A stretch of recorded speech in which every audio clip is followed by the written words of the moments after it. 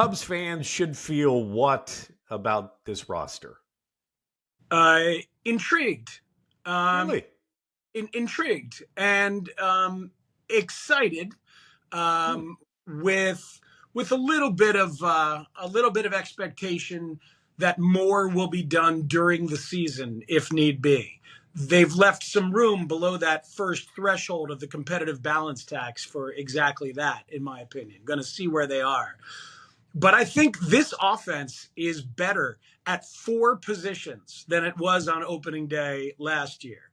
A healthy Seiya Suzuki is a dramatic improvement from the lack of him at the beginning and what he was in the first half. I mean, his second half was tremendous. Michael Busch at first base cannot be worse than the combination of Trey Mancini and Eric Hosmer and eventually Matt Mervis, what he brought. I think Michael Busch has more upside there. Christopher Morel hit all his home runs at Iowa last April. He's going to be handed third base for as long as he can handle it. So you're better there offensively. And then Miguel Amaya as a backup catcher and a number two catcher is a huge upgrade over Tucker Barnhart. And you'll see a mix of him and Yan Gomes in the lineup a lot of days, one of them at DH, if not catching. So those are four spots where I think they're better. And then, pitching wise, Shota Imanaga is really, really fun. And I think going to be maybe not as good as Marcus Stroman first half of last year, but overall, I bet he puts up a better overall year than Marcus Stroman put up last year when you add in the second half of the stats and then the fadeaway and the injury for Stroman. I'll put some dollars on that.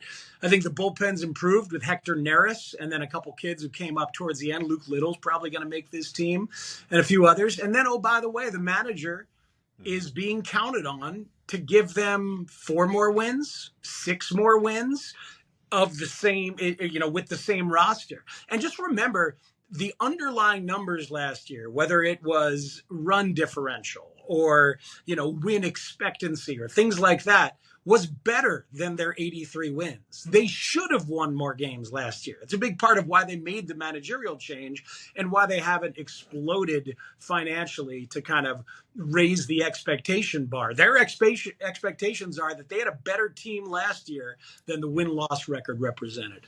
Right. And their run differential, I think, really proves that. And one of the things, too, about Craig Counsell, because I agree, there, of course, is a war when it comes to a manager for more wins that you normally have. But I think Craig Counsell is an overseer of the organization, right? Like, what's best for Pete Crow Armstrong? What's best for Matt Shaw? Like, a lot of these major decisions, should we go get that free agent? Should we plug in this guy, right? I think that Craig Counsell has a big say in top to bottom, more so than just filling out the lineup card 9 innings and what he does with a bullpen. Every facet of the organization. Right.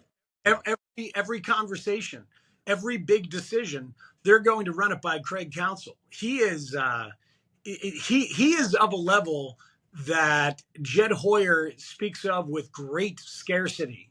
Jed Hoyer, the day that Counsell was hired, in an interview off to the side, said there are certain people in baseball that you meet who could do any job they wanted to do. He referenced A.J. Hinch, who was a front office guy and is now a manager.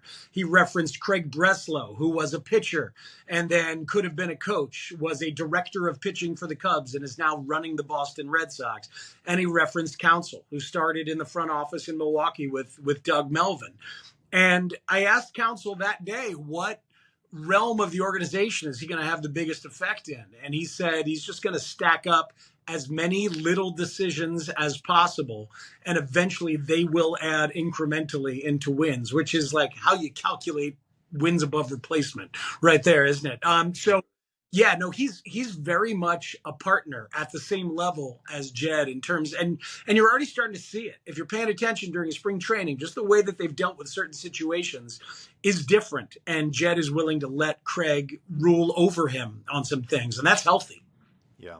It reminds me a little bit like a Steve Kerr type, right? Now, he doesn't have the championships, but Steve Kerr was once a general manager, now a head coach, a long-term deal. And you feel like there's a lot of organizations that would say, whatever role you want, whatever title you want to be president, you want to be GM, you want to be a head coach, you want to be assistant coach, whatever, you want to be an advisor, like we would take you around our organization. I think Craig Counsell probably baseball world feels similar about him. You mentioned Jed Hoyer. Is his vision clear? The Cubs, to me, with all of the things you said about the Cubs, there's a little bit of meh. Like this roster, it's like meh, because there isn't, to me, a legitimate build-around guy, right? There isn't a build-around guy on the mound. Justin Steele may get there. You need a little bit more time. Cody Bellinger may be able to make the case for a build-around guy, but there isn't the signature piece. Is Jed Hoyer's vision clear to you of what he's building?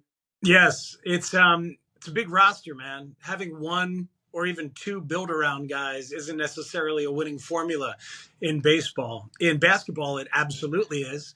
In football, it sure is, especially if it's a quarterback, obviously, or a legit pass rusher or something like that, or a monster interior lineman. But in baseball, you need a roster. And you also never know what you're going to have to add from year to year. So the vision to me is first and foremost flexibility from year to year. That's why winning the contract standoff with Scott Boras about Bellinger was so massive. This might be a 1 year, $30 million deal. Maybe it's a 2 year, $60 million deal. I doubt it's a 3 year, $80 million deal. But if they need an ace, they can trade for one at the deadline. They could sign it next year at the in the offseason. They may not need a full-on ace, because I actually think they found one in Justin Steele, which is another conversation. But if they need a lockdown closer to move Adbert Alzolay and Hector Neris to the 7th inning and the 8th inning, they'll go out and get it. They're wanting to be year to year malleable, and so they have very few bad contracts. Find the bad contract on this Cubs team.